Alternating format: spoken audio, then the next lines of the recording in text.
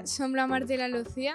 De l'Institut Francesc Macià de Cornellà. Som de l'Esteve Terrades i som Judit, la Xiomara i jo, la Clàudia. Em dic Valentina. Em dic Eva. Em dic Valentina també. Som de l'Institut Francesc Macià. Hola, som la Marina i la Lídia de primer de l'Institut Joan Miró. Hola, som la Nerea, La Tània i la Aina. som de l'Institut Joan Miró. Hola, me llamo Noelia Yo me llamo Laia, somos del curso de segundo. y del Institut Esteve Terrades. I hem vingut al City Lab a fer una activitat sobre donar llum a les dones. Aquest projecte s'ha fet ja que al món de la tecnologia no hi ha moltes noies.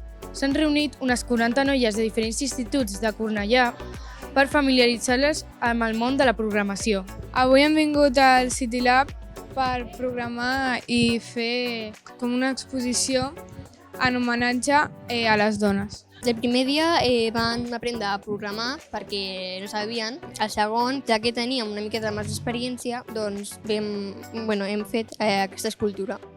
Aquesta activitat l'hem programat a microblogs. El nostre projecte és una dona d'Iran que va morir per no posar-se al vel.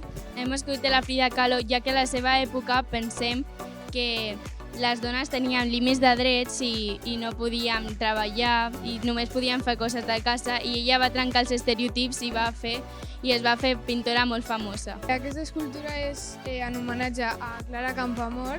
Va ser abogada i defensora dels drets de la dona. Va morir el 1972.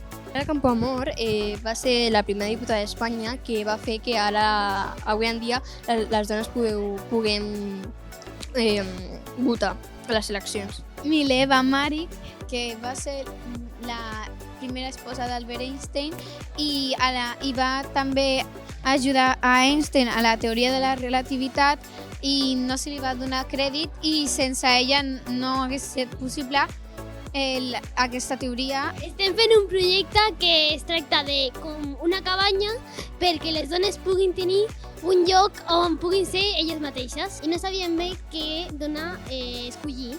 Doncs vam pensar en fer aquesta idea per no fer una, fer totes. Esto representaría, es que es un trozo de tela, representaría un velo. I doncs nosaltres aquí hem fet, hem programat una placa que està aquí dins i aquesta placa fa que s'encenguin les leds, aquestes que estan per aquí. Estem utilitzant el programa Microblogs per sincronitzar a l'escultura llums i colors. El que hem utilitzat és una llibreta, una taula de fusta, pintura i la placa que ens la donen al City Lab i nosaltres la programem. Hem agafat unes llums LED rodones i després les hem envoltat fent una mena de butxaca amb paper vermell i les llums també són vermelles i hem posat pedres per al voltant. Aquesta és la nostra cultura, però també ens falta posar el cos, que això aniria més o menys així. I, està feta amb materials més o menys reciclats, com això és un pal pintat, cartró, teles reciclades i una mica de lana. Falta incorporar una part que és la diadema, que aniria aquí a dalt.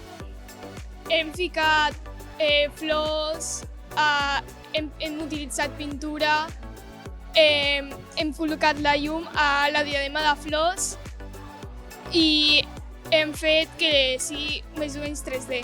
El nostre element de la programació està a la diadema de flors, on tindrà les llums per darrere. També amb aquesta placa posarem el nom de la nostra dona. Nosaltres pensem que és molt important aquest projecte perquè no hi ha dones treballant a la programació ni a la tecnologia i pensem que està bé que de cara al futur estigui més igualat.